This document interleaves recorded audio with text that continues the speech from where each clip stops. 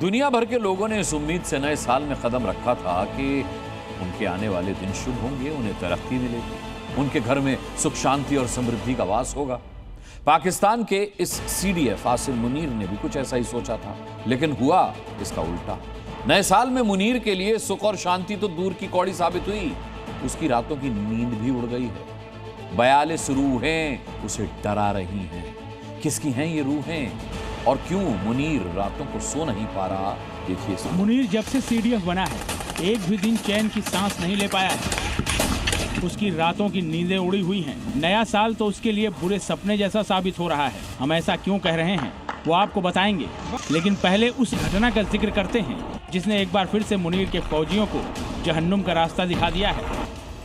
खैबर पख्तूनख्वा के टैंक जिले में बख्तरबंद पुलिस वाहन पर हमला हुआ है। आईडी विस्फोट के जरिए हुए इस हमले में 6 पुलिसकर्मियों की जान चली गई है। पुलिस की गाड़ी गोमल पुलिस स्टेशन से जब टैंक की ओर जा रही थी, उसी समय यह हमला किया गया।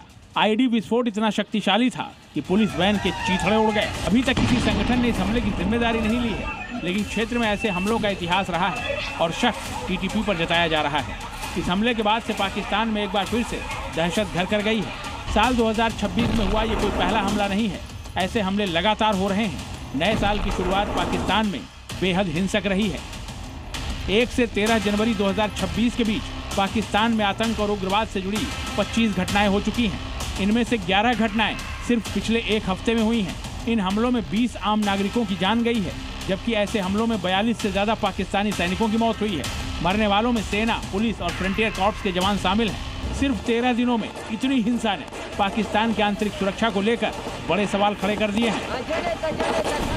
जहां साल 2026 के पहले ही महीने में पाकिस्तान में हिंसा इतनी ज्यादा बढ़ गई है, 2025 भी हिंसा के मामले में काफी आगे रहा था और 2024 का भी हाल बुरा ही था। हालांकि हालात इशारा कर रहे हैं कि 2026 का हाल दोनों सालों से भी भयावह रहने वाला है। आंकड़ों पर नजर डालें तो 2024 में हुए ऐसे हमलों में कुल 2546 लोगों की जान गई थी, जबकि 2025 में 2414 लोगों ने ऐसे हमलों में अपनी जान गंवाई थी।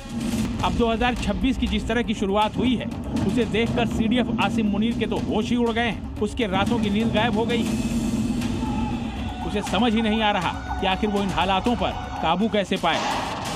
टीटीपी हो या फिर बीएलए या फिर दूसरे आतंकी संगठन, हर कोई मार रहा है और मुनीर और उसकी फौज बेबस और लाचार नजर आ रही है। ब्यूरो रिपोर्ट, जी मीडिया।